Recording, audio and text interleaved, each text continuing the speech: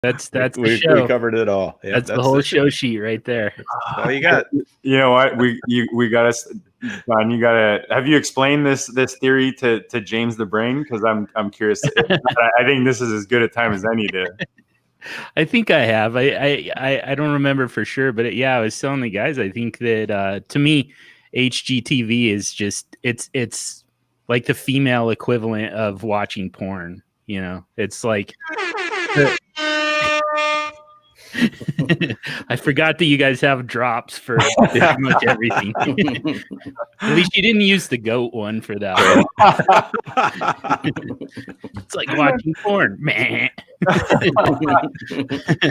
But just the unrealistic expectations that HGTV kind of creates for men. You know, the exact same way that women say that porn creates those unrealistic expectations. Like, yeah, women don't make that sound or, you know, that face or whatever it is. It's like, yeah, men don't shiplap an entire wall in 5 minutes either. What do you mean? Just call your buddy. You guys can do it. You know, that's always what I get. Yeah, just call one of your buddies. You guys can do it. I'm like, which buddy of mine are you seeing on HGTV? Because I don't know any of my buddies that do anything special with a hammer or any kind of tool, to be honest. See, in the parallels between HGTV and porn continue. Yeah, that doesn't go over well when I say it either. Yeah, just call one of your friends. I think that one will probably do it. Yeah, you know, every time you bring in a friend, it just never works out like you think it's gonna. Oh man, starting right off the bat, right off the rails. I love it. I love it, guys. So yeah, I mean, I guess obviously this is the Goat Cast, and you know, every week we try to bring the goodness, and this is no different. Today we have two actually returning guests, and John and I were talking before we started, and it's been way too long. Too long, man. Yeah, since we've talked to either of you guys or had you guys on, or even in the DMs when I reached out, I was like, man, it's been way too long. So it's nice to have you guys back on the Goat District. John, I'll start with you because you were a little earlier, you know, teacher's pet. So I got to give attention to the guy who was here. James just shaking his head. Oh, John being the teacher's pet is just so fitting, you know? Like, his nose couldn't be any browner. All right. Nice. We're using that all night tonight, Dan. So, John, just, I mean, I'm sure people know where to find you. Remind the people where your goodness is. You know, you do some good work over there at DLF and Superflex show. Remind them of anything else, and maybe give specifics on that sexy Twitter handle you got going there, buddy. Oh man, love it. Yeah, I'll leave the Super Show to James. He doesn't have a whole lot else to talk about, so no, that's absolutely true, actually. So thank you. We've actually been kind of talking about that in a Voxer chat. We're gonna do some different stuff. Not quite ready to make any kind of announcements yet, but yeah, we've just been talking a lot about Super Show, and but yeah, so I'm at Superflex Dude on Twitter. You know, writer and ranker for DLF. What else? I'm also co-host. I'm not even sure how to talk about this one right at the moment. FF Mercenaries, which you know, my guy Stompy, my co-host, just walked away from the community for a while, so I have no idea what that podcast is going to be. But assuming it still exists, I'll be on it. Yeah, a few of those. Bobby Koch sending a tweet out today and a message to Dan and I, just explaining that he's going to step away for a bit. And you know what? I always respect people when they do things like that. And, you know, obviously communicating out to Fantasyland is great because you wonder where some of these guys go. But anytime your family needs you or anything going on outside of fantasy needs you, and you're able to kind of put it down for a bit and deal with whatever it is, I always respect that, man. Like, I think that takes a lot of balls, you know, to do that. Definitely. Yeah. 2 drink minimum was another one. Yes. Florida. Yeah. FL 2 drink minimum. Yeah. Florida. Jay. Just call him Jay.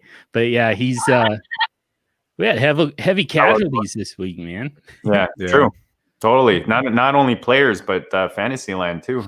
Yeah. Yeah. Some very good friends all stepping away. So yeah, tough year. James, I know you got more than just the pod to tell me about Fantasyland. Give us some goodness, man. Remind the people where to find you and any of your stuff, but I want to hear what's going on with James these days. Oh my gosh, so much. All right, so there's the pod, right, which you can find at Superflex Super Show, and then there's okay. So the thing is I am also a ranker over on DLF, and a very occasional writer, which should change shortly here, but also you can find my Superflex rankings on DLF at dynastyleaguefootball.com. And we got some big things rolling over at the Superflex Super Show. Really looking forward to the future of what's going on there. But I do want to send a shout out to longtime friend of the Superflex Super Show and a personal friend of John and myself, Bobby Koch, who's stepping away. Kind of brought a tear to my eye a little bit today when he said that he was going to be doing that. The goat sound is definitely for Bobby. We've had him on our live draft specials for the past 2 years now, John. Yep. Since doing it, and just such a good dude. Definitely gonna miss his content, but we're here to talk fantasy football, right, gentlemen? We got to get to some fantasy football takes, because what are we, like 9 days away from football? Man, I can't wait. Actually, games that matter are coming soon. Yes, indeed. It's crazy. Sorry, Dan.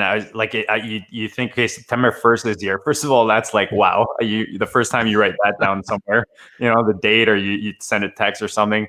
And then you think like, wow, football's like literally around the corner. And I know, Dan, you got to be pumped for that.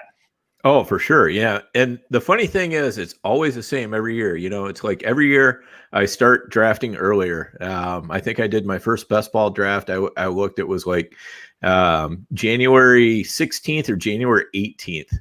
Well, didn't we launch the FFPC best balls this year? Yeah. It was whatever draft that was. It was like the 16th or the 18th that it started of January. I mean, the playoffs aren't even over yet. We haven't even figured out who's in the Super Bowl, I think. So, and we're already started drafting. But here's the thing, it's like we get to September 1st and it always sneaks up on me. It's like, oh man, it's a week away. It's coming, right now. So I'm always like a little bit stunned, and like you just don't realize how much speed the car has picked up, and all of a sudden you're just flying down the track, and you're almost to the finish line of the starting line for the NFL season, but the finish line for the drafting season. So totally excited about that. I got a bunch of drafts coming up next week, and really looking forward to those. Yeah, Dan was still trying to get me to join him in these high stakes leagues. I'm like, dude, my budget is like blown. It's beyond blown for the year. You know what I'm saying? Like there was no bonus after H1, Dan. You know what I mean? So, yeah. Well, a lot of my friends' wives call me a bad influence. So Come on, though. You guys are the goats, man. I mean, you're gonna make that money back tenfold, JD. Yeah, that's right. It's an investment. That's right, man. Just because we drafted Kamara as our first pick in the $250,000 Billies, that's all right, man. The rest of that roster will step up and make up for it, right, Dan? Right. You guys are just making it a little bit more of a challenge on yourself, kind of like in Madden, where you used to this is too easy, and you have to run all the way back to the 1 yard line and let them sack you, and then start from there with like 2nd and 54. Like that's what you guys are doing. Yep. You're just handicapping yourselves a little bit. Just so you guys are aware, before we get into too much football talk, Kamara is going to be out there week 1. I have no worries, no concerns. Yeah. Yep. James, you're that's music to my ears, brother. I'm see the one thing I was thinking about this before the show is it sucks that we haven't talked in a while, just because it's not even on purpose. It's just like John and I were saying, the days just kind of fly by, and you're doing a million things at once all the time. But the nice thing is that because we haven't spoken to you guys in a bit, it's going to be like a fresh take, right, from you guys that we're getting. And Fantasyland, if they haven't been lucky enough to be listening to you guys over there at DLF, then they get a little taste over here. So why don't we jump into it? Today we're talking about, obviously, the market, which we like to talk. The nice thing is that the NFL, like it likes to do, it gave us a little gift, I could say, with this LF news, with the Fournette news being released, so many different things going on. So we're going to talk about that in the market, as well as some other things going on. We already touched on Kamara, and then we're obviously going to talk dynasty trades, your trades, Fantasyland, and of course do a little OTC here and there, because that's my favorite way to stump my boy Dan. I was thinking, is it stump or stomp? Stump. All right. See, I'm French Canadian, man. It's not my fault. Since you are Canadian, though, the word stomp probably shouldn't even be in your vocabulary. That's not something that Canadians would do. No, definitely not. Yeah, we'd politely fling our foot or something. I don't even know what the polite way to do that is. But before we get into these details, talking about players, I know, Dan, you brought something up when I dropped the show sheet today, and I definitely want to go there. But actually, you know what? I'm going to let you ask your question, and then I'm going to lead into our conversation with my question. So I know you want to. We've got two Superflex guys here, like two profesh guys here, talking Superflex, talking quarterbacks. What's your question for him, brother? All right. So, one of the things that I'm always trying to keep a handle on in my Superflex leagues is what's the best way to continue to roll the quarterbacks in an ongoing Superflex to kind of avoid aging out and avoid, the flameouts that come with quarterbacks that are sometimes too young and we don't know what we have here. But also not throw away too many draft picks or premium players trying to keep the quarterback position going. How much do you guys prioritize that? And what are your suggestions for the average gamer to try to keep their quarterbacks nice and fresh in a Superflex? Yeah, well, I'll start. See, for me, I think quarterback, I'm less worried about age with quarterback as far as being too old goes, quote unquote, too old.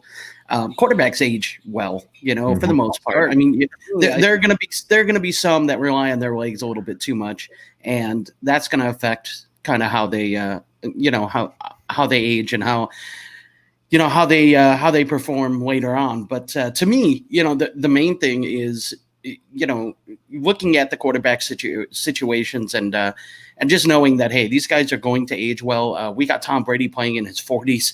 Aaron Rodgers is, in his mid to late 30s, and the guy's still doing it.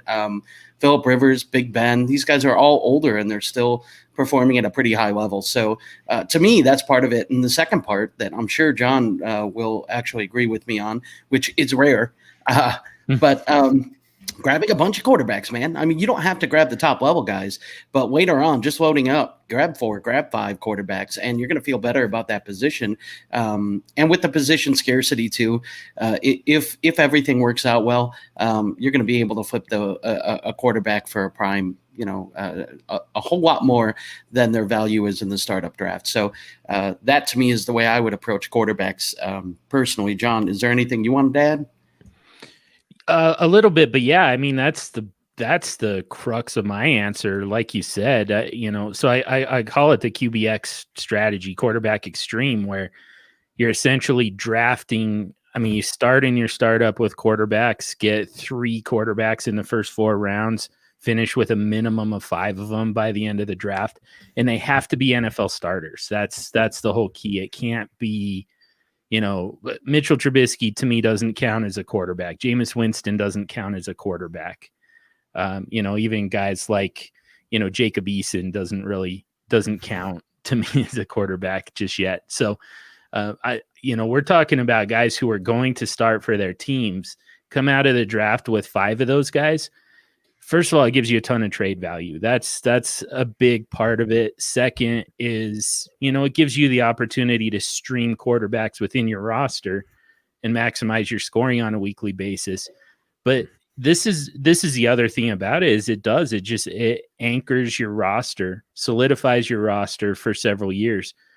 And, from there, if you do have that kind of unexpected flame out, you have, Andrew Luck retiring out of nowhere, or turns out Mitchell Trubisky doesn't know how to throw the ball, when you have those situations, you're prepared for it. You've got 4 other quarterbacks who are gonna keep you moving forward, while you figure out how to replace that guy. But the other thing that it does is it gives you, because the nice thing about quarterback is we see it coming usually. Most of these positions we don't see it.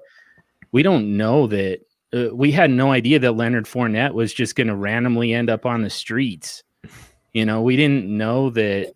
Damian Williams was. COVID's kind of a different thing, but some these other positions, they just kind of just disappear on you. We can usually see it coming with the quarterbacks, even if they're not playing particularly well, they still get a chance. It's really hard to take them off the field. And especially with age, you see it coming. We can start preparing now for life after Tom Brady and Drew Brees and Rivers and Roethlisberger. So, we've kind of had like a 3-year window already to start preparing for that. At any point, we could have drafted, any of these quarterbacks. You could have had, Gardner Minshew in a later round at one point, Justin Herbert. There's so many different shots you could have took without even necessarily using a top draft pick, just to prepare for when these guys are ultimately going to retire. So that's the big thing. Just kind of making sure that you're in a position where if you do lose a quarterback just out of nowhere, you're prepared for it, and you can keep moving forward. But then beyond that, it really just kind of comes down to you're gonna see it coming, generally speaking. Yeah, I think that makes a lot of sense. I think one of the things I try to do is I try to make sure that I'm I don't think I'm smarter than the room or whatever, and because sometimes you can just say, well, yeah, I don't want to draft this guy because I think he's no good. We don't know. Yeah. Gardner Minshew was kind of a little bit out of nowhere guy. So when you just keep taking chances, as you have the opportunity, I think, especially if you're a more mature team, it's going to be drafting towards the back half of the rounds. A lot of times you have to try to take a little bit more chances. But I'm curious, who do you guys see as are there any quarterbacks that really concern you as far as like that the perception doesn't really seem to be that nobody seems particularly concerned about him, but you're concerned that this guy might flame out, or for whatever reason? You guys have anybody in mind for that? Yeah, definitely. Gardner Minshew is the first one for me. It's just teacher's pet again, James. He goes right to Dan's favorite guy. What a teacher's pet. Yeah, but he's saying bad things about him. No, I'm totally with you. I think I love the way Gardner Minshew plays, but man, they put him in a bad situation here. The issue for Gardner Minshew is the defense. It's not even him. It's nothing to do with him. In fact, for 2020, I love Gardner Minshew as a quarterback too. They're gonna be chasing points every freaking week, and they don't have much of a running game to lean on. It's gonna be the Gardner Minshew show. It's a lot of DJ Chark, a lot of Laviska Shenault. It's a lot of gadget plays, and even when you are using the running backs, you're still using them in the passing game a lot of times. Man, Gardner Minshew could attempt, 700 passes this year. The problem is, they still are. They look like a first overall pick roster. Mm-hmm. And when that happens, I don't know how you possibly pass on Trevor Lawrence. Mm-hmm. Even if Gardner Minshew has, the best season that he's capable of, you win 3 games, 4 games, get the first overall pick in the draft. How do you pass on Trevor Lawrence? I don't think they're going to be able to do it. Yeah, I would agree with that. I think that's exactly it, and that's the danger for Minshew because, they have no reason to unload Minshew either, even if they do take Lawrence, because why would you unload a quarterback who just 2 years ago learned how to succeed in the NFL and can mentor along a guy like Trevor Lawrence, and then is going to be on a totally cheap contract, and then they can just watch and see how.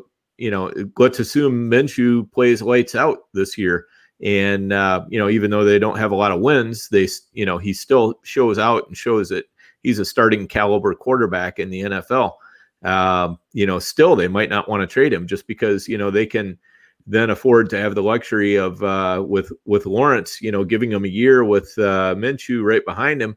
Where if after that year they decide Trevor Lawrence is maybe not as good as Minshew for some reason, I think that's very unlikely. But they can still trade Minshew after holding him for a year with Lawrence and getting all the benefit of having Minshew and Lawrence together. So, to me, I think there's a very small chance that Minshew is going to be starting next year. So I like that answer. I think you nailed exactly what I was thinking there, John. Yeah, he's got such a favorable contract. He's still going to be a Jaguar. Like you said, he could definitely be the bridge to start 2021. But yeah, I think at some point, I just don't think that team is good enough to protect him from the draft. That's a problem. And I've got another guy, but I want to see who James has. Mine's going to be pretty bittersweet for him. Yeah, I have a feeling I know which direction you're going to be going in here, John. And I'm going to use potentially that guy as an example because my guy that I'm fading at his current ADP is Kyler Murray. And look, I like Kyler Murray. I understand that he has a very high ceiling. The problem is, look, last year this guy he threw for over 3,722 yards, 20 touchdowns, 12 interceptions. He's being drafted now as a top 5 quarterback based on the fact that DeAndre Hopkins is there and we're expecting progression. The problem is he doesn't have to take a step forward. He has to take a leap forward to be a top 5 quarterback. And even then, if he is, you didn't get him at value. You got him at cost. So for him to succeed, for him to take a leap forward, you're paying what the going rate should be for him. But if he doesn't take that leap forward, even if he takes a step forward, you're talking maybe a top 10 guy that you're taking in the top 5, top 4. So to me, Kyler Murray reminds me a lot of what Baker Mayfield was last year. Last year, everyone thought that Baker Mayfield, hey, Beckham's coming in.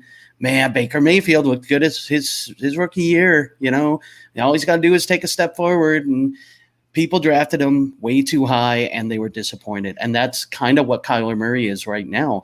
People are drafting him based on his potential, based on, this leap forward that we're expecting him to take.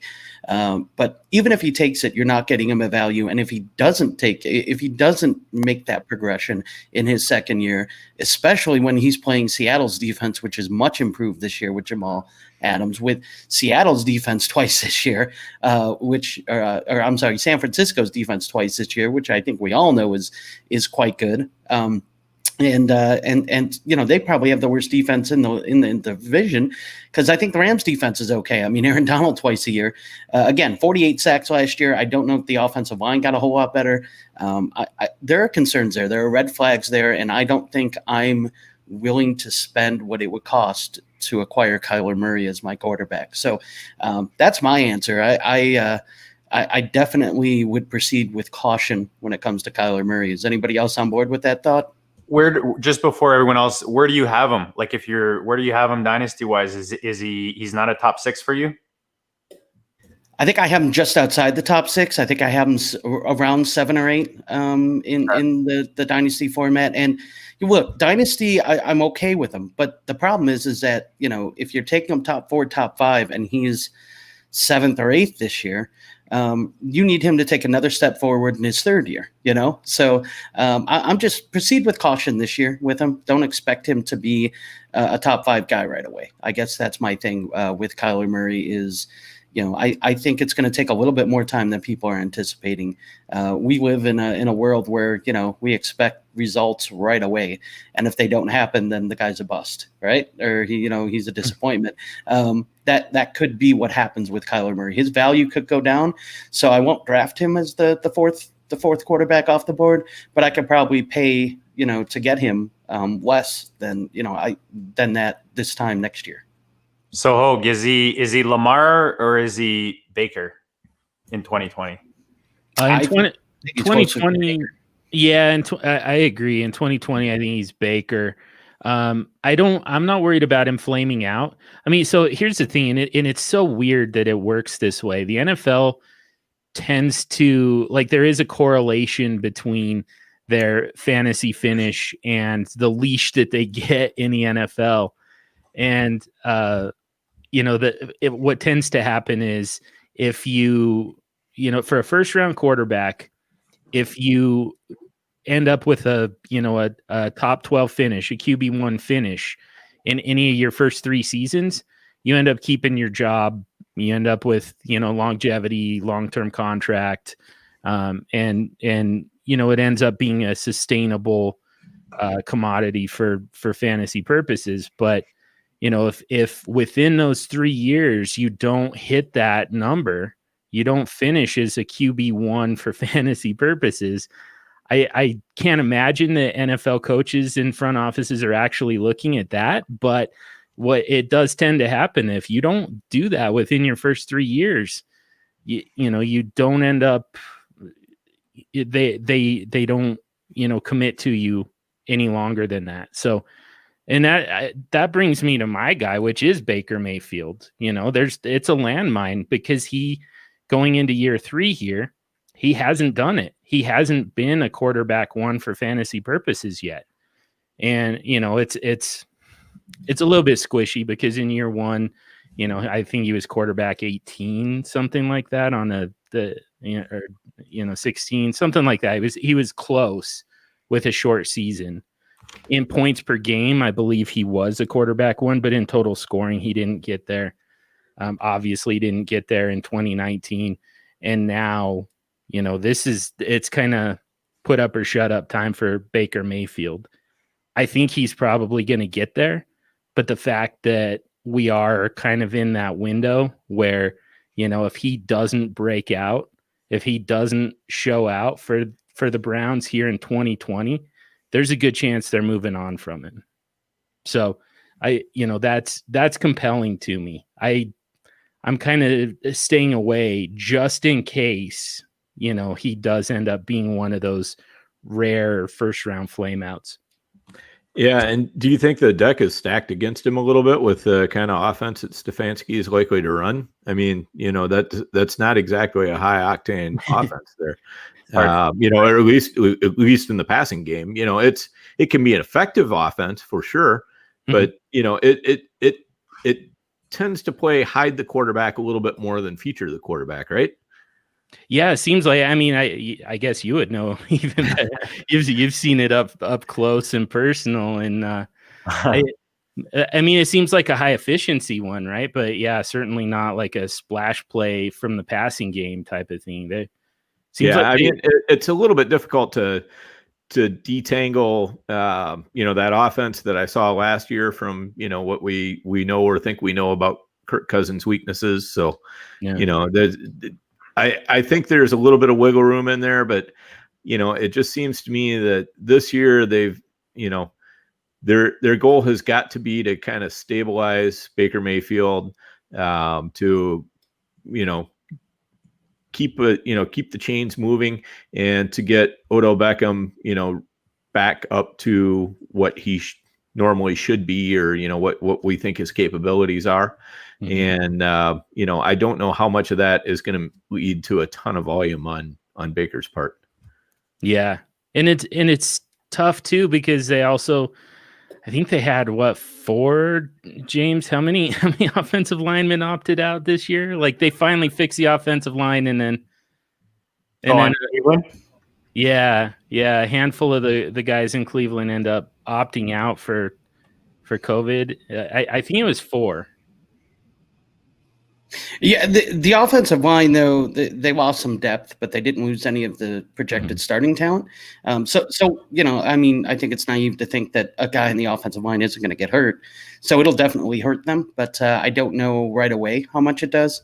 The left tackle, Jedrick Wills, we still have. Obviously, that was our first round pick, and also, we were able to sign Jack Conklin over on the right side. Those are the two big signings that they had, and those guys are still good to go. So it sounds like the upgrade to the offensive line is still going to be fine, especially at the tackle spots. So I think they'll be okay there, but I do think you're right, John. The depth took a hit, and that's no good for Baker. I'm gonna add to the conversation. I thought it'd be completely shifting it, but I think it's a bit relevant. With everything going on right now, we're seeing some pretty big pieces in the last few weeks, just the values fluctuating and some just dropping severely. So my question is, we're talking quarterbacks. If we bring running backs into the conversation, which seems to be a topic every week just because of the nature of the position, but with guys like Kamara's, I know you're saying, James, everything will be fine. And as a big believer in him for 2020. I hope that you're right.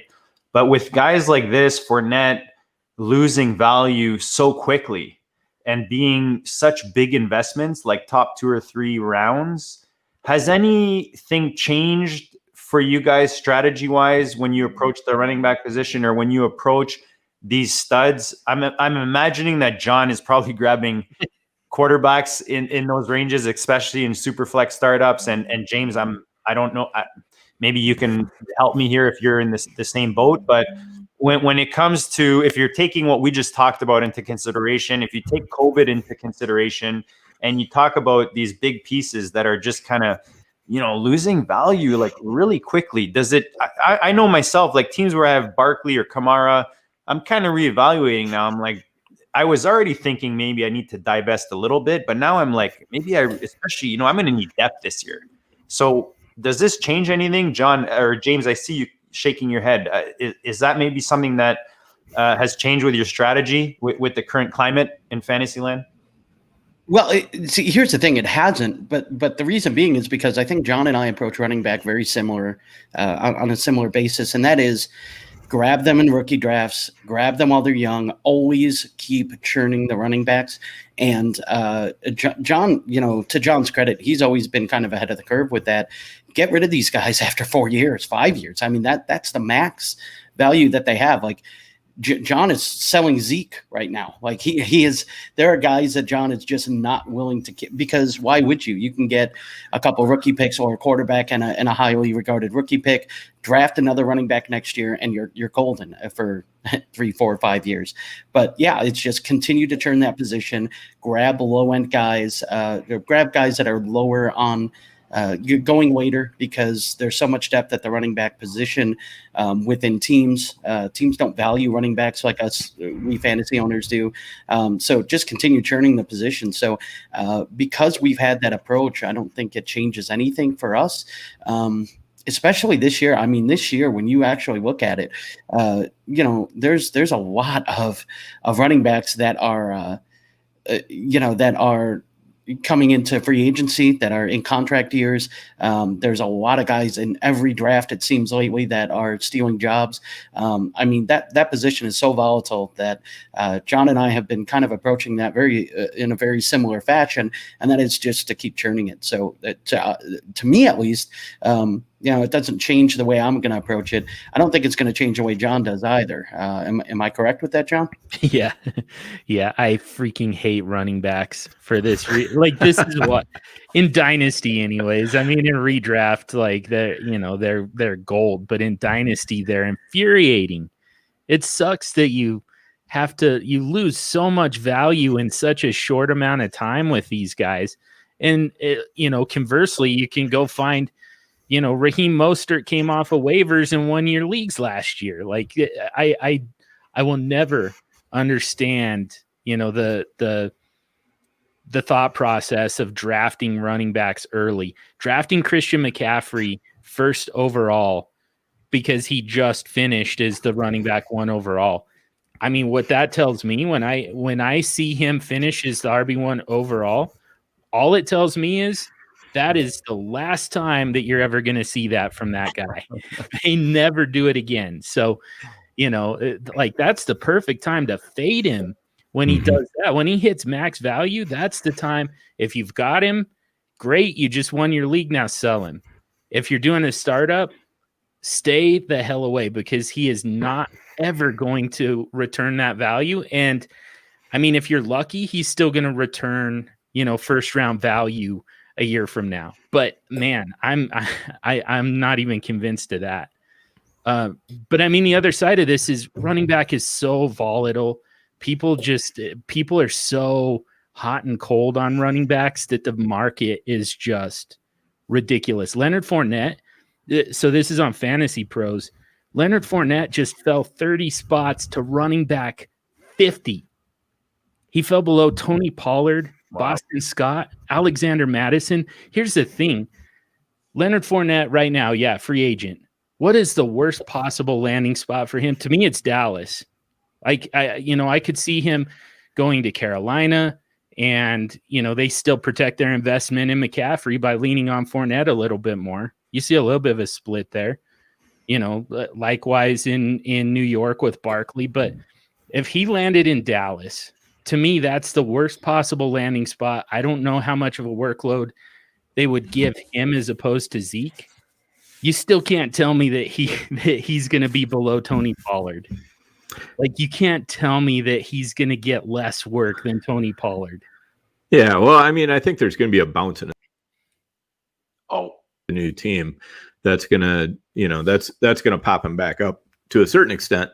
Yeah. But, that might also be the best time to sell too, because if you can get a little bit of irrational exuberance, if it's to a team where people can kind of tell themselves a story that, oh yeah, he's going to become the lead back here. But what we have to remember is that he's, basically, he's walking into this new team and he's got no knowledge of the offense. There's no level of trust there. There's no nothing, and at this point, a week before the start of the season, how much can you really expect him to do and how quickly? It's like when Trent Richardson changed teams, and everybody still thought he might be a good running back when he went to the Colts. He quickly proved that wrong, but it's the same kind of thing. I mean, people got super exuberant about Richardson as soon as he got traded to the Colts, and that was the best time to get the best price for him right at that moment. And then, same thing can be true for Fournette, because right now I think you're probably looking at, I don't know, what would you buy Fournette for? Like a second, maybe? So in the in one of my chats where we talk specific trades, it came up and someone was asking, should I sell him for a 2021 third? And I'm just like, nah, man, like you might as well hold on to him at that point. There's right. No, like you said, worst case scenario, it's running back. These guys, if he gets the opportunity, he's still Leonard Fournette, and he's still above average. If you ask me, when you're looking at running backs that are out there, if he gets the opportunity. So for me, if I'm getting a third, I'll keep him. If I can sell, I sold Armstead. I know this is going ahead, but I sold Armstead for a second yesterday, just because I want to cash out, man. I want to lock in my value, my value increase. So to me, if you're holding Fournette, and it is, I don't think it's the same, but it's kind of the same in the sense that I think people like panic really quickly. And I think Gurley was a guy that people were just giving away. He still produced for you last year. He still gave you a decent season. And if you panic sold and just kind of got rid of him for whatever, like a third or something like that, you lose, man. You lose a lot of value. So for me, because of the running back position, the nature of the position, having a guy like Fournette, if somebody's going to offer you like a first, fine, sell it, in my opinion. But or if they're offering you just a better player, whether it's another position or whatever it is, an upgrade somewhere. But a third or less, I rather keep him. I don't own any Fournette in Dynasty, but I'm just saying if I own him, Dan, how do you feel about it? Well, actually, I hate to tell you this, JD, but you do own him in Dynasty. Do I? You and I on that on the Hardway team. We got Fournette. I just made it worse. I know, man. Remember that was the one pick where we kept talking to each other. It was like, oh, we really don't want to take this guy. We really don't want to take this guy. But we did that. Yeah. So anyway, yeah, it's with Fournette, he's got great skills, but obviously, when you have that much skill and you induce the team that drafted you to just flat out release you, there's some other issues percolating under the surface there. And they were saying, that he was just a terrible teammate or whatever, so those kind of things tend to follow a player around. I mean, unless this was just a big wake up call for Fournette, maybe it was, but I don't think you can count on that. So again, I think you gotta kind of take a look at what can I get for him right now.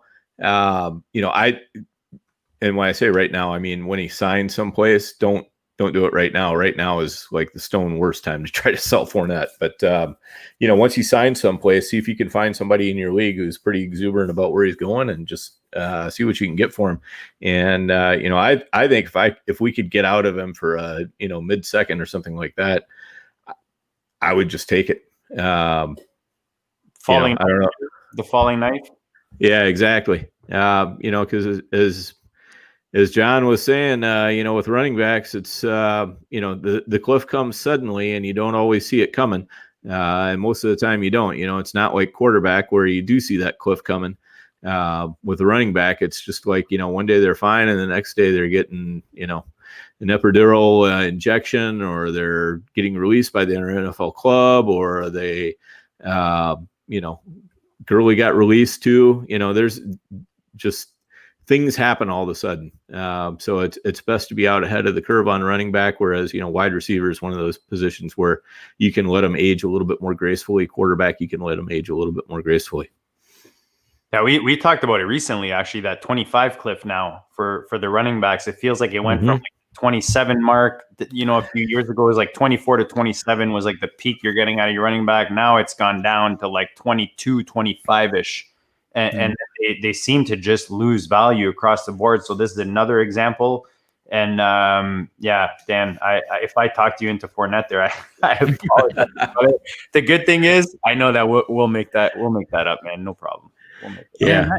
I loved Fournette for this season. I mean, it was just such a great situation in Jacksonville. So I ended up with a ton of Fournette, even though, I mean, I've been leery of him all along. Not only has he been a very high cost, throughout his NFL career, but there were injury issues.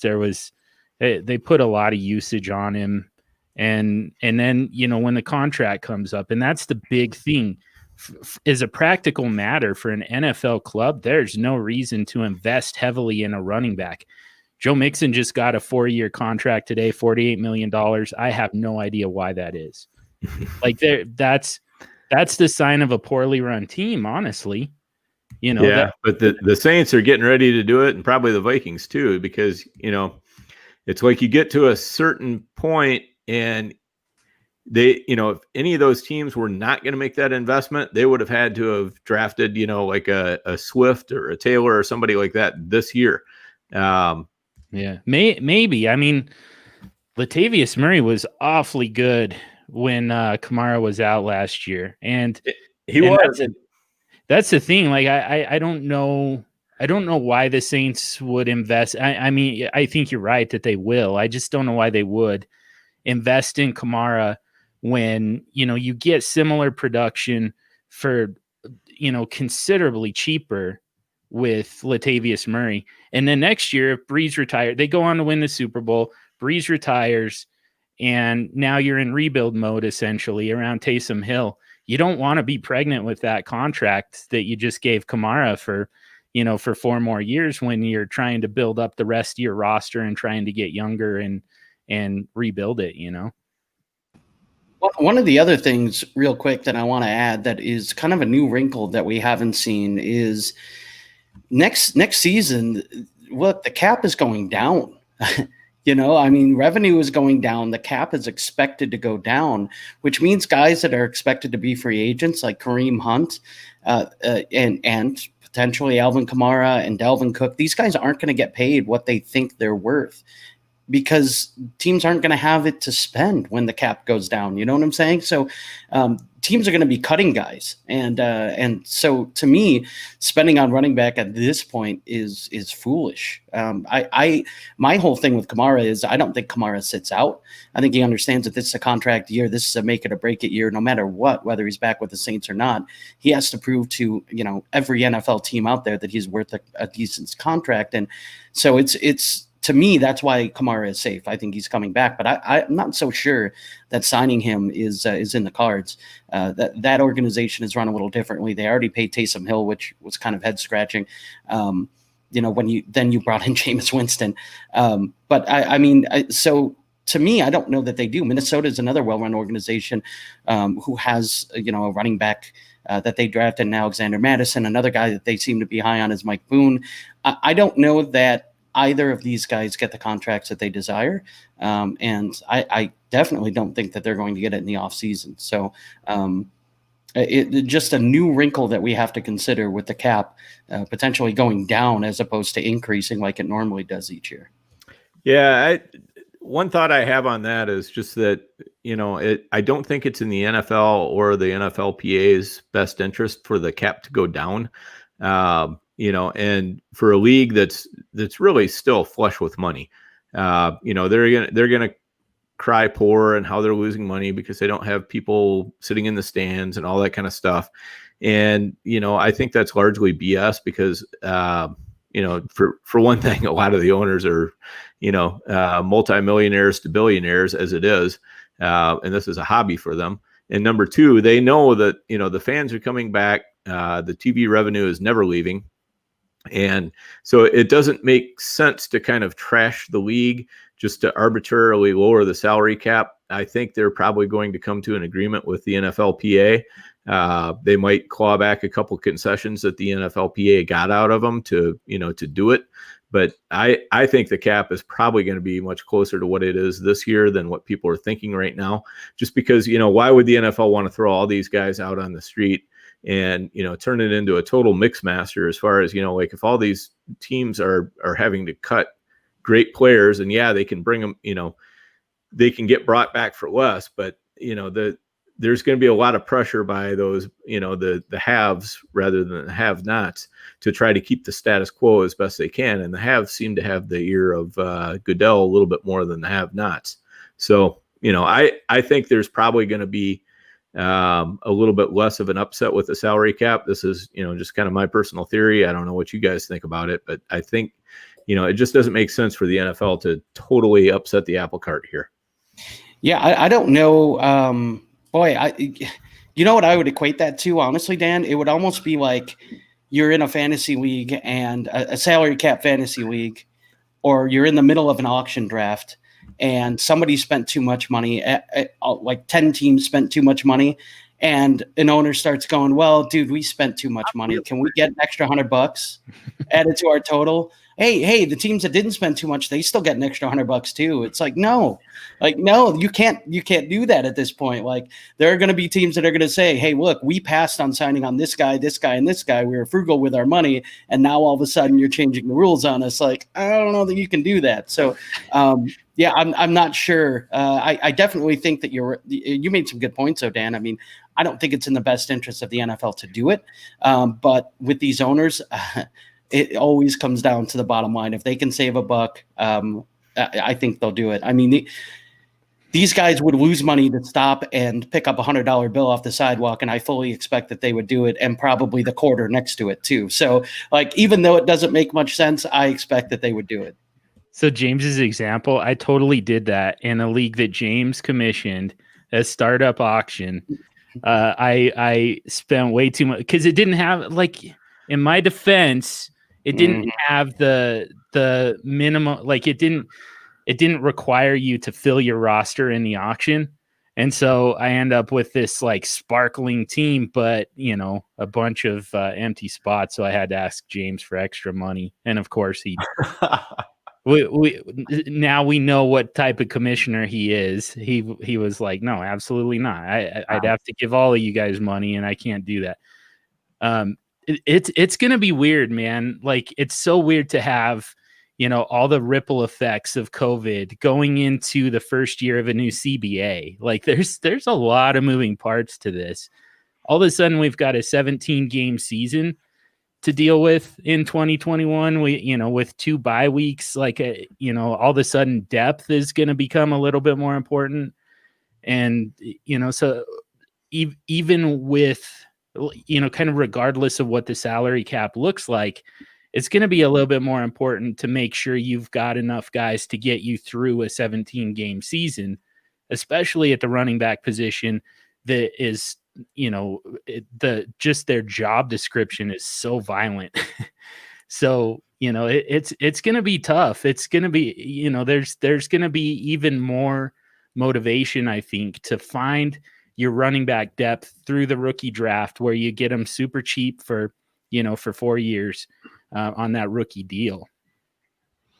I'm going to say this is something you learn from poker. The more outside factors play a significant role in a situation, the more the playing field becomes even, right? The more opportunities arise, and the more it's an even playing field. So if maybe you're not one of the top teams in your fantasy league this year, maybe you're in the bottom half, or maybe you're in the top half of that bottom half. And maybe if you make a few moves right now, that'll get you good enough to get into the playoffs, and anything can happen. Like we're talking about, there's so many factors that we've talked about, which was supposed to be the first half of the show, but we're already like 50 minutes in, as we usually do here on the GOAT Cast. So no, I'm just saying, like, especially if you want to go to a site like FFPC right now, for example, high stakes, it's something you've been wanting to try. Right now, for me, this is the time to jump on there, because the playing field is evening out in your favor. And you're going on, maybe you end up in a league where there's, a bunch of newer guys similar to you in the league, or you end up in a league with guys like Dan and John, just sharks swimming in there, their teeth glaring through that water. But now, because of all these outside factors, the playing field is evening out. So go check out myffpc.com. We say it every week. DM Dan or I, send an email to goatdistrict@gmail.com. Send us your Twitter handle. We'll send you a link. You can register on. You'll get an exclusive sign-up bonus when you put your first deposit on. And I mean, look, we talk about it every week, man. They got the Football Guys Championship. Right now, Dan and I just made our draft for the $250,000 Billies. This is for $500,000, $3.1 million in prize pool. If you buy 3 teams, which is the best value, which is what you're always looking for, $350 entry, $1,000 for 3 teams. So you're getting a bit of a discount there. And then they got the main event for ballers like Dan. I would love to know what that feels like. No, I'm joking, man. Dan, I don't mean to always point the finger, but you're an experienced player in these huge buy-ins. And look, it's another $500,000, but the player pool is cut in what, half, Dan? Is it half? Even less, yeah. It's significantly smaller. It's, I believe, 3,000, whereas versus 10,000. Yeah, I think it's like over 10,000 in the. Oh wow! Yeah, I think it's like 10,800, 12,000, somewhere in that range. It's a lot, but there's so you've got the big contest leagues, but then there's also all kinds of other leagues. I mean, if you want to get in there, you can play just a $35 classic league that has redraft and waivers and everything else. You can play those leagues all the way up to $500,000. And you don't have to worry about it's like they do all the commissioning for you, so you don't have to worry about well, we can only find 10 guys, or we can only find 9 guys, or whatever. You're going to get a league of 12 guys, and they're going to you're probably going to have some pretty good competition in there. It's going to be a lot of fun. So like right now, I'm doing a league that's just a standalone league. It's what they call a classic league. So you have 12 teams in it, and we're all, it's all points. There's no head-to-head on it until you get to the playoffs. And then the playoffs turn into a head-to-head traditional playoffs. And so it's a lot of fun. So that the top 6 teams by points are getting in. So your best 6 teams are getting in, but then you still have that fun, of the playoffs where, it's lose and go home. and win and go on. So, you still have that good playoff excitement, but you know that the best teams are getting in for sure. So they've got all kinds of stuff like that. Yeah, the FFPC, man, those leagues are the standard bearer. That's what all other leagues are held to, right? I mean, it is. And I was actually going to be in the main event, a live draft in Vegas, and COVID hit. So I want it next year. I plan on doing it. I want that live draft experience though. So, oh man, I can't wait. So I've been talking about it for years. And this was the year I was finally going to do it. But COVID hit. So next year I'm going to be a part of that. And I can't wait because not only that, customer service over at FFPC is unbelievable. They take care of their people. So that's an awesome partnership. That's for Chris. Gold action, because they're in my industry we use the word the gold standard, and that's how I see the FFPC. Like that's where you want to compete against the best, and like you said, James and Dan brings it up. He reminds me very often, or reminds Fantasyland, that the customer service, and that's what you want, right? Like you don't want to be in the middle of a draft, something happens and you're like panicking and nobody's answering you, or you've made a transaction that whatever, something went wrong and nobody's replying. The response time is above anything else. And like you guys are saying, it's the gold standard. So you're getting your money's worth and highest pay. Like there's so many factors why you should be playing on this site, myffpc.com. Go check it out. Guys, I know we've already taken it to an hour. Do you have a bit more time? And there's no pressure. I can edit this. Totally. No, don't worry. For you guys, all the time in the world, man. You guys are You guys are the best. So before we go to kind of the fun stuff and look at specific trades and stuff, we talked about the running back position, Leonard Fournette getting released, all the different opportunities. If there's any other nuggets that you have for that situation, or we talked about Kamara with his contract situation, and I'm going to slip one more little one in there, just talking injuries and talking about these top end running backs. Miles Sanders is a favorite of mine going into 2020, and I'm sure a favorite of many. I'm not too bothered by this. If anything, if I can go out there and buy him at a discount right now, that's what I'm trying to do. But are any of you worried with this Miles Sanders injury? To me, Dan, you taught me this, and you got to listen to what the team or the NFL is telling you. And I don't see them bring anyone in yet. I don't want to jinx it, but they haven't brought anyone in yet. So to me, that says a lot. How do you guys feel about it? Yeah, I'm not horribly worried about it. I think, it's like the slightest thing. They're putting these guys in bubble wrap and just saying, if this is one of the key players to their season, why even risk it? I mean, just get them to week 1 and then let's go. Yeah, I'll be honest with you, JD. I want no part of Miles Sanders, and it has less to do with his injury and more to do with injuries to that team. That offensive line to me is a huge question mark. True. The offensive line, though. I mean, now you got Jason Peters over at left tackle. We've already seen that show, and it doesn't end well. He's had trouble staying healthy with Dillard out for the year now. That offensive line already looks like a mess. The receiving core looks like it did last year. And the best pass catching back on that team is Boston Scott. So they don't need to bring anybody else in. They've got Boston Scott. So I already want nothing to do with Miles. John. John, I just got burned for my Boston Scott take. So I'm going to let you run with this because I know you're a Scott truther too, right? Tonight I'm not. I don't want to get buzzed. Brown noser. Oh man. That's how you got to be teacher's pet, man. You got to practice this a little bit. But no, I mean, I think that there's plenty of work available to Boston Scott, but I still see, simultaneously, I think that Miles Sanders can be, a top 2 or 3 fantasy football running back this year. So, I ended up taking him first with my first pick in the Scott Fishbowl. He wasn't my first choice, but he was my fallback after I got sniped on Joe Mixon. Sorry, I wanted to do that. Well done, John. Well done. Was that Joe Mixon? I'm not sure what that was. No, that was dedicated only to Miles Sanders. All right. Oh, got it. First round Miles Sanders pick. Got it. I mean, the big thing to me, like what I look for in a running back is, the talent, the workload, and has not been, a top 5 running back, because what we've seen is the top 5 running backs usually turn over from year to year. So if they've been there before, they're not going to get there again, generally speaking, at least, not from 2019 to 2020.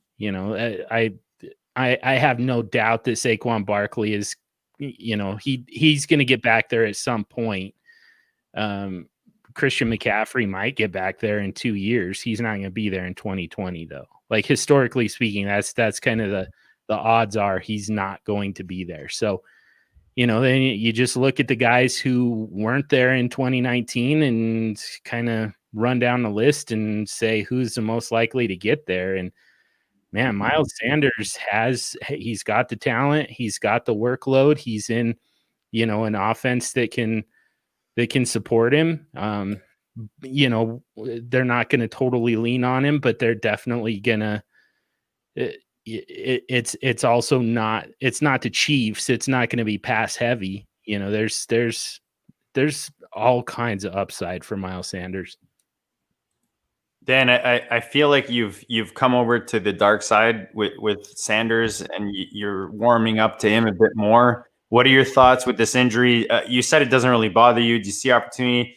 And just to kind of add, like, is there anyone that we haven't touched on just with these specific situations right now, whether it's contract situations or injury wise, whispers that we're hearing fans? Is there anything, a little nugget that you want to drop, an opportunity that you maybe see in Dynasty right now that you can add?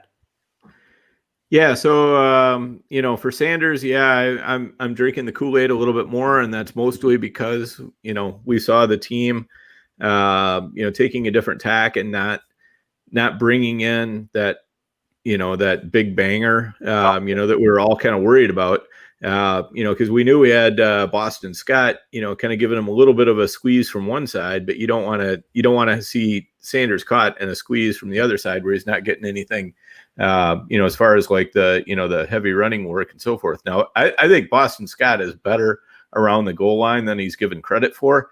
I mean, the guy has scored some touchdowns, and you don't always have to be a big guy to be a good, scorer around the goal line. Just ask Tiki Barber. That guy was just electric. And, sometimes it's better to be able to hide and squirt through a hole than it is to be able to, just totally run somebody over. So, with Sanders, I am a little bit worried about the offensive line, but a little bit less so than I would be with a traditional, power back like Nick Chubb or something like that. To me, with Sanders, he's fast and elusive enough in the open field, and Philadelphia does a good enough job of scheming him into the open field often enough that I feel pretty comfortable with that. Maybe he won't be the, top 5 back, but I think surely he's going to be a top 10 back with all the opportunity that he's got in front of him. So that's definitely one that I'm not too scared about. One I'll throw out for you just for fun, just to switch over to wide receivers for a second. But I was talking to DFF Memphis from the War Zone, and we know Randy. He is definitely the GOAT.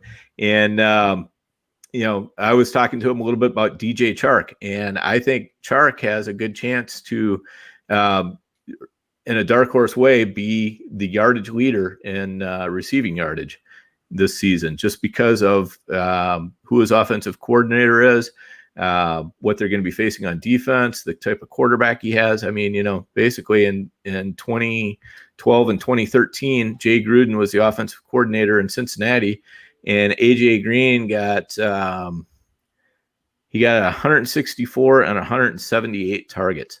DJ Chark projects to that same role in the same offense. And then you've got, as we were talking about earlier with Gardner Minshew, just that complete DGAF attitude, and a terrible defense, which is going to ensure that they're behind. And then who else do they have at receiver? I mean, I love Laviska Shenault, but he's at least probably a half a year away from really stealing touches from anybody on a regular basis. You've got Chris Conley, fine. You've got Dede Westbrook. He's kind of fine, and they might be looking to sell off some of those pieces too, if they're truly tanking. But I think Chark is one they're going to build around, and I think to try to put some generate some excitement around the team, they're gonna definitely feature that Minshew to Chark connection, and so I think he's got a good chance to really surprise people on yardage. Yeah, and if you're listening to this show right here, this one that you're tuning into, that you're being generous with your ears and your eyes, you already own DJ Shark, because the first half of the offseason, I was telling you to buy him everywhere, and Dan was telling you to buy Minshew everywhere at his price. So if you were listening to us, you'd be hashtag always be stacking that Jaguars. And I was going to ask you guys about that pronunciation, because of course, as a French Canadian, what the hell do I know about that, right? But how isn't it just Jaguars? Isn't that just what it is? People seem to complicate that, no? That's how I say it. Yeah, they love to complicate that stuff, though. All right. Mm-hmm. South of the border. Make sure. So if we're doing a little bit of on the clock that we'd like to do before we get to the trades, where are we here? So you know what? I did this one. I threw this one out there to Fantasyland right when the Fournette action, not to go back to that, but I'm in love.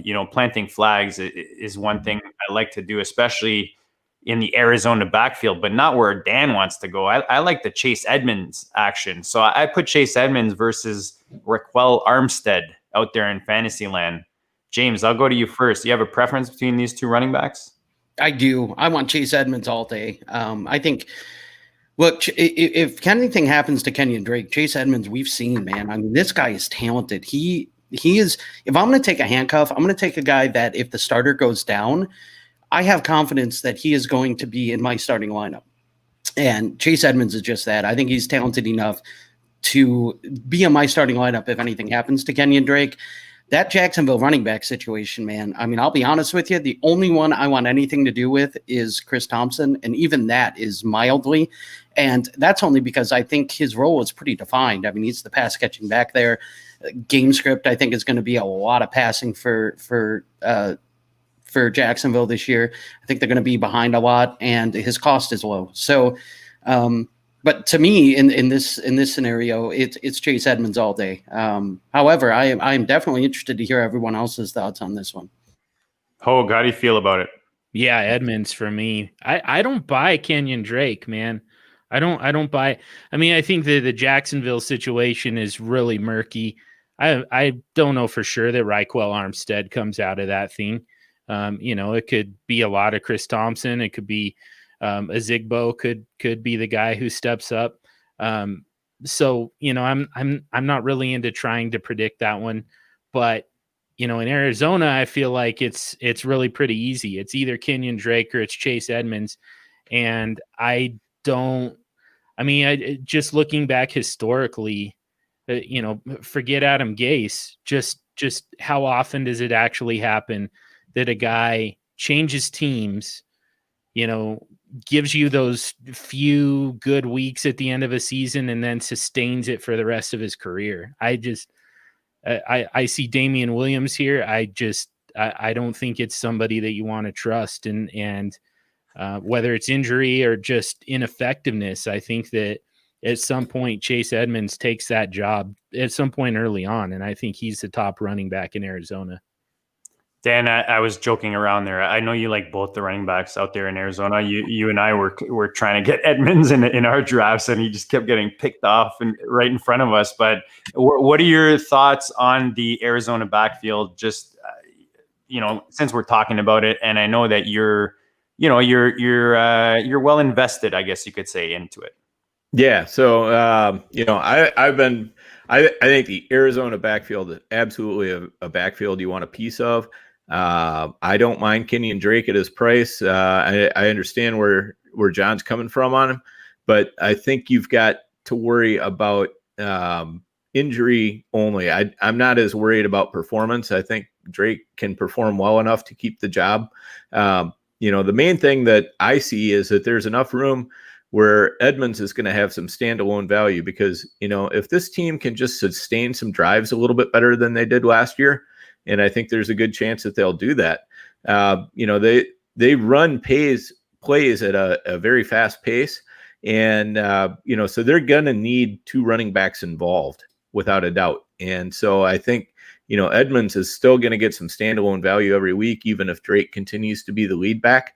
And if anything does happen to Drake, if he goes down with injury or whatever, then it's totally wide open for Edmonds. And that's the case where you would also immediately want to go buy Benjamin because, again, I think there's going to be some standalone value even behind Edmonds if Edmonds gets control and, Drake is injured. So, that's a backfield I'm really interested in. Just a couple other ones I want to throw out there real quick. I mean, I think you need to be looking at Benny Snell. We know that James Conner is not the most durable running back in the world, and this is a team that is going to use a bell cow. I mean, the coaches come out and told us that, and we've seen it over and over and over again. And we're hearing great things about Snell and camp and how he's come out this year, and he looks like a completely different player. So I think the job is Connor's as long as he's healthy, but if anything happens, look out, it's probably going to be Snell right in there. And then Zach Moss, another one of my favorites. Philip Lindsay, another one of my favorites. I think, these guys just, they have starters in front of them that have questions, and, you just want to own those guys. They come a little bit cheaper, and all of a sudden when they pop, you can, if you need that running back, you can play them. And if you don't need them, you can turn them right around and sell them for a profit. Yeah, especially this year, like we talked about with the depth. Our boy Football Freak 23 at Solidi_Pietro, Dynasty 12 team PPR 1 QB, tight end premium 1.5. This is an on the clock for you guys with a lot of detail. James, I'm going to you first. Calvin Ridley or Amari Cooper? Yeah, I've never been an Amari Cooper guy, and I think that situation is a whole lot more clouded now. CD Lamb going there.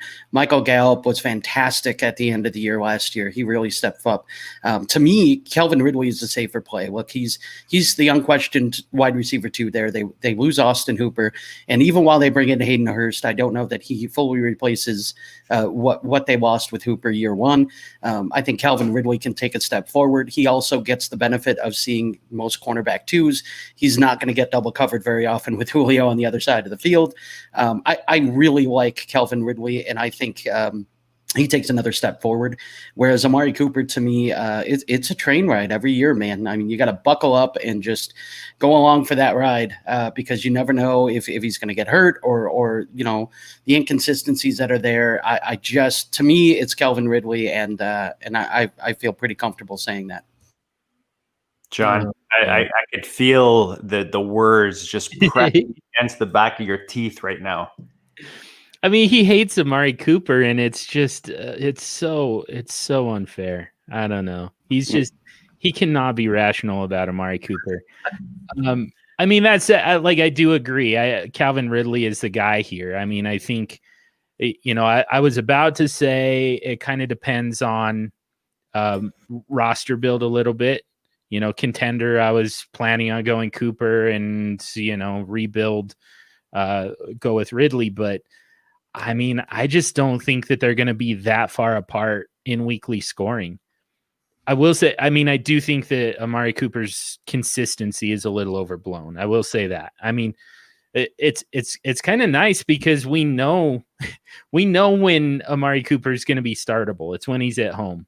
Most wide receivers still give us 8 good games a season. You just don't know which 8 it's going to be.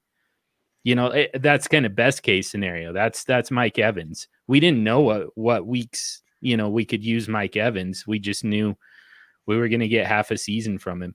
Amari Cooper, it's the same thing. You're probably going to get, 7-8 good weeks from him, but you at least know which ones it's going to be. If he's on the road, bench him. But yeah. But the 5 games he's healthy for, play him? Is that what you're saying?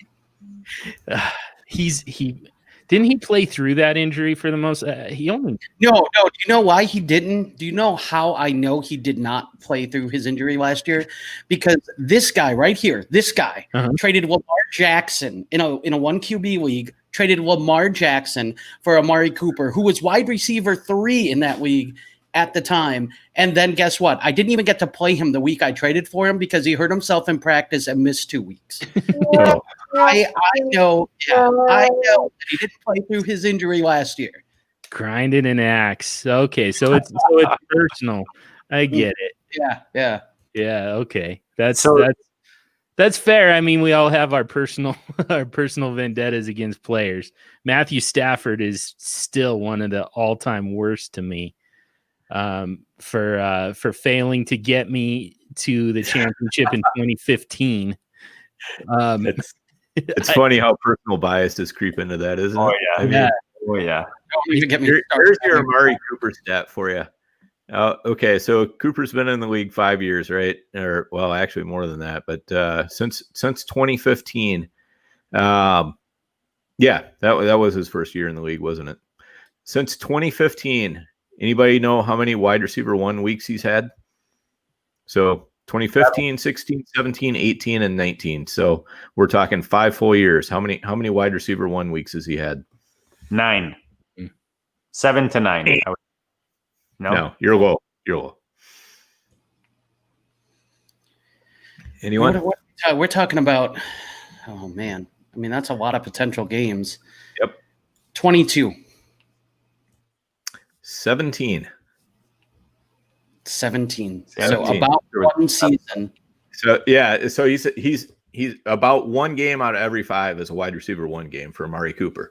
But here's the thing, though, when he gets to those games, they tend to be massive. They're weak winners, right? Yeah, he's not just a wide receiver 1. He's often like the wide receiver 1, or something close to it. I mean, it's just crazy how big of blow up games he can have. Because several of those games are 30 points or more. Let's see, 1, 2, 3, 4, 5, 6. So yeah, 7 of them, 7 of those weeks were 30 points or more. And then he had several more that were close to 30 points. So, So Dan, I want to ask you this before you finish. So does that not to you mean that it's not that he's got less value or more value? It just depends on your roster construction with regards. Yeah, kind of. I mean, Cooper to me is one of those, ideally you want him to be your wide receiver 3, right? Which is kind of sometimes can be a difficult position to get into, but I mean, that's what you want. You want him to be that wide receiver 3 or your first flex or something like that, where, a bad week isn't going to kill you, but a good week is going to win you it can win your matchup for the week. So, that's kind of where I want to have him. If he's my wide receiver 1 or wide receiver 2, I'd prefer to probably trade him off and, get something I feel a little bit more comfortable with, week to week, or, some draft picks or something like that. And then, just kind of, circle back to him. If I get in a position where, like, again, I'm, sitting, I feel like I'm one of the top teams in the league, then he's somebody I would like to add on, just because if he does have one of those, 4 or 5 game blasts where he's, the wide receiver 1 and 2 or 3 of them, he can really help your team. I'd want him in best ball. Yeah, best ball for sure. Yeah, he's a great asset in best ball because you can just throw him in there and you get those huge weeks, and it like turbocharges what you do in best ball even more than people think. I mean, what it does for your win percentages is just incredible.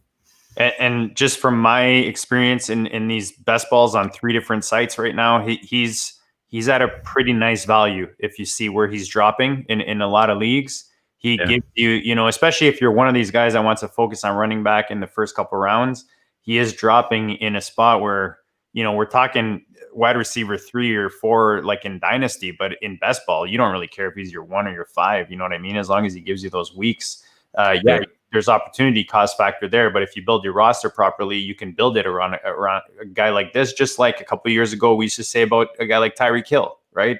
Gives you those weeks that can win you the week. Otherwise, he was maybe less consistent at that time, but that could have also been a miss. going back to, oh man, I literally just had that result and I wanted to tell because I always forget. It was 58% in Ridley's favor. So for me, this, I see a lot of signs where Cooper's kind of becoming a value. I don't know if it's CD going there or obviously, I mean, CD plays a factor, but I think that Cooper is going to become a nice value pretty soon if he's not already. That's kind of what I'm seeing. If we're going back to the running back position, guys, we talked about a couple of these guys on here, but I'm curious because our boy Fantasy Polster at FF Tsunami, 10-team PPR Dynasty.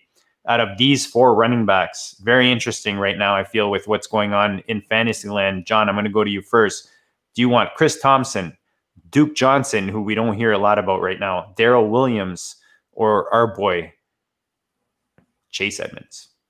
Yeah, Edmonds for me. And Pollmaker's gonna hate that one because I know that he's pretty high on Kenyon Drake, but I mean, like I said, I don't buy it with Kenyon Drake. I don't think he's gonna hold on to that job. The rest of these guys are. Who's your second guy? Who's your second guy? Just because we talked about Edmonds already. If you have to choose out of these 3. So it was Thompson, Duke Johnson, and Darrell Williams and Casey. Darrell Williams. Let's go with let's.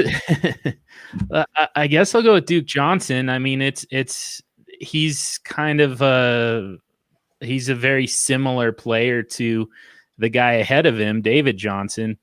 And not only that, they might confuse statisticians with D Johnson out into the field. It's like who gets the points, but yeah, I mean, I think that he's got the clearest path, not necessarily the easiest path, but the most predictable path. Chris Thompson is the guy that I'm intrigued by. I just don't know that he's going to end up with. We have no idea what his role is going to look like. We know the familiarity with Jay Gruden. We know that this is going to have to be a pretty pass-heavy offense.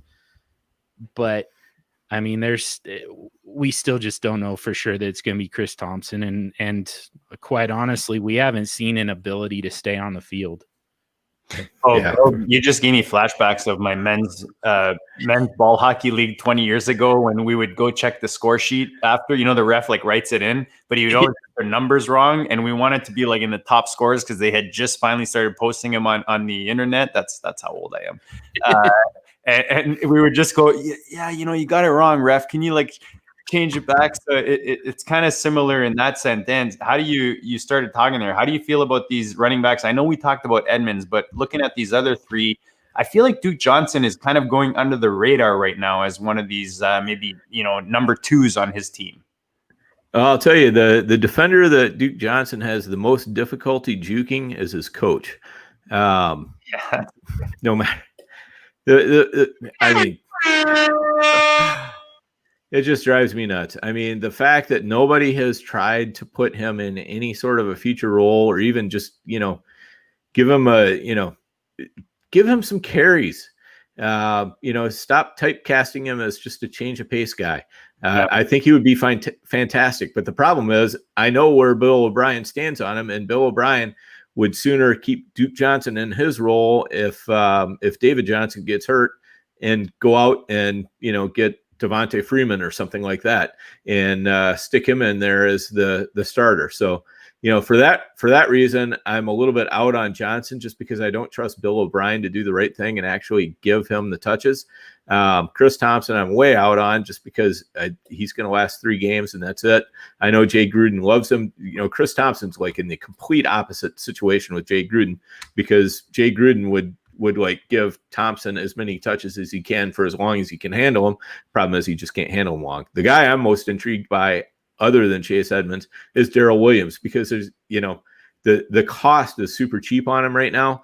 But the potential upside, if anything happened to Hilaire or if Hilaire, just bombs or something like that. I mean, we think it's unlikely, but Darrell Williams is come on. And that's not going to happen. I know. I'm hoping it doesn't. I've got some Hilaire, so I don't want it to happen. But I mean, Darrell Williams, my gosh, it's like he's the heartbeat away from the presidency, type thing.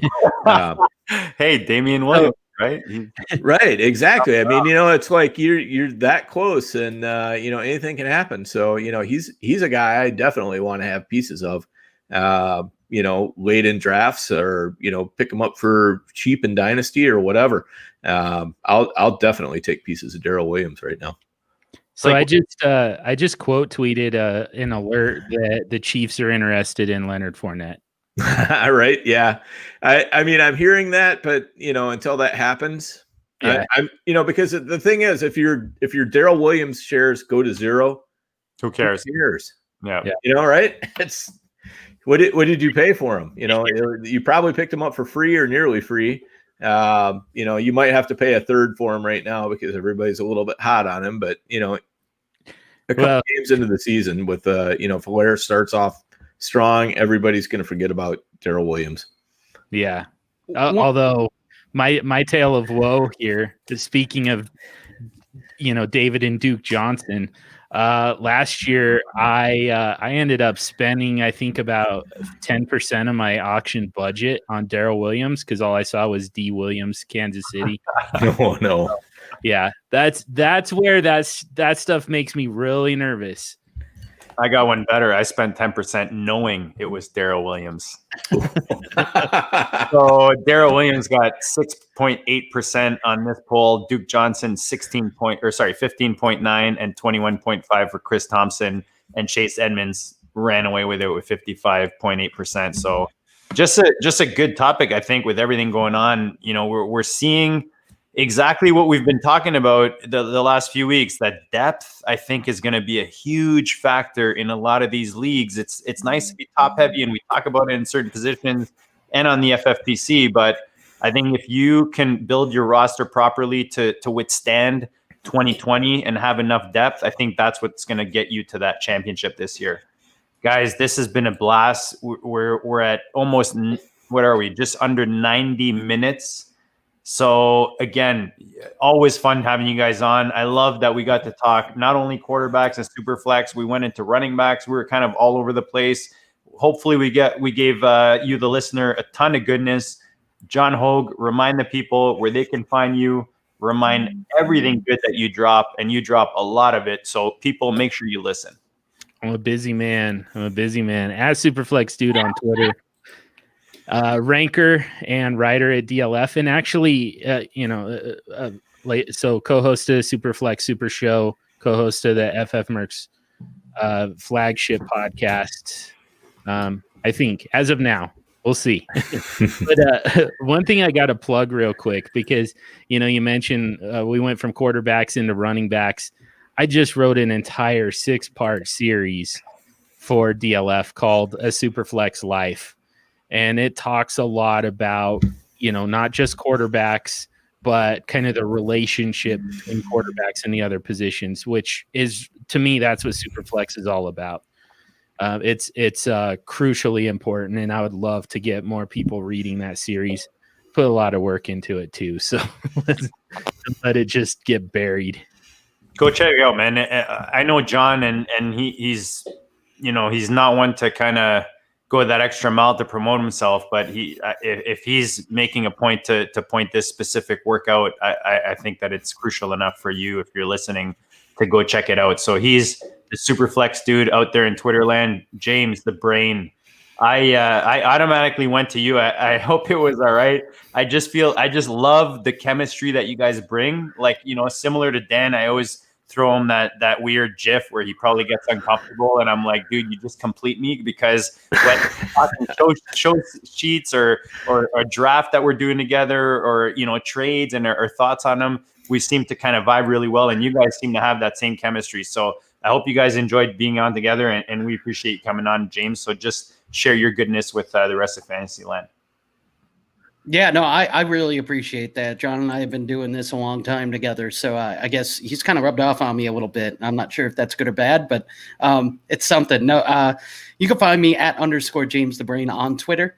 And since I have very little going on, I'm going to plug John, because he didn't plug himself as far as the Superflex ADP that he puts together over at DLF. He does an awesome job over at DLF filling these mock drafts, and it's always important to know where people stand on player values. So make sure you follow at Superflex Dude on Twitter, join those Superflex ADPs, because you'll be shocked when you find the value on some of these guys that you may have rostered in other leagues and you go, wait a minute, that guy's a 2nd round pick now? This guy's a 5th round pick now? And it's really eye-opening and helps you, understand the value of the guys that you may have on your roster, because it's always changing. So make sure to follow John. He does a fantastic job of filling those over for DLF, and it's always a good time too. So that's all I got. I'm boring. You're not boring, brother. But yeah, you guys both bring the goodness. Actually, James, you're one of my favorite guys to listen to, just talking football, not even like fantasy, but listening to you talk football on the many appearances that I've heard you is one of my favorites. So we appreciate you, John and James. Make sure you follow these guys. If you're not already on Twitter land, out there at DLF, they're putting out some goodness. Dan, you're the overhyped sleeper, man. No E on the end, no introduction needing, no outro needed. But just in case, remind the people what you have going on. Anything else you want to share before we close this out? I mean, look, dude, we're closing in on week 1, man. It's getting close, it's getting crucial. So any little tip you want to drop, before we close it out? I'm sure Fantasyland would appreciate it. All right. Well, first off, definitely thanks to John and James for coming on. I mean, you guys made an hour and a half disappear like just nothing. I mean, it's like I'm looking at the live thing and it's like 1:30 and I'm like, what? Yeah. Not been on for an hour and a half. And that's always a sign of somebody I'm really enjoying talking to, and I'm getting a lot of great information out of. So, thanks guys for coming on for sure. And I'm getting pumped up for Vegas. I'm going out there next week. I know, James, you were talking about doing that, and I totally understand why anybody wouldn't. I've been out there often enough that I'm like, I'm so addicted that I just can't stop. So it's gonna be a fantastic time. I'm looking forward to getting you out there sometime, James. But there's a lot of leagues going to be drafted in the next week by me, so I'm really doubling down on my study and trying to get everything buffed up the way it needs to be. And I'm so excited for the start of the season. Let's go. Dan, I think your immune system is it's been trained over all the years, and it's funny because you and I we've kind of like I can't think of the word in English now. I'm thinking like parenthèse. Like I was in Vegas literally like for UFC right before COVID, like March 6th-ish, and then everything shut down, and then everything's reopening, and now you're kind of going in there. So I don't know, maybe there's something there, but look, man, I hope you have a blast down there because I know you always do. I hope you stay safe and everybody stays good down there, but I hope you guys have a blast. And James, if you can make it down there, man, it's definitely worth it. It's a ton of fun. Alex and the crew down there, FFPC, put an awesome event together. And who knows, I might even join you guys down there next year in 2021 if things get legit and they let us Canadians back out there. So we appreciate you, Fantasyland. Like we said earlier, myffpc.com. If you're thinking of joining the site, you've been listening, and we finally got you interested enough to join the league. Right now, we have an exclusive bonus. You get an exclusive credit when you sign up and put your first deposit. So make sure you reach out to Dan and I. GoDistrict@gmail.com. If you want to send us an email, just let us know your Twitter handle so we can reach back out to you. Tag us on your trades. You guys talked about rankings. I'm dropping some rankings on DHH, Dynasty, Happy Hour. Tyler Guntner and the crew over there are doing some amazing work, and they've asked me to come on and contribute a bit. So I'm dropping my rankings. I've got my rookie ones on there, Superflex and non-Superflex, and I'll be dropping the rest of those later this week. So go check that out. # always be trading. Guys, just wear the mask. Be safe. You use that Lysol, that hand sanitizer, whatever it is. Just take that extra precaution for yourself and for everyone around you. Be happy, be safe, be all that, and we'll check you all later.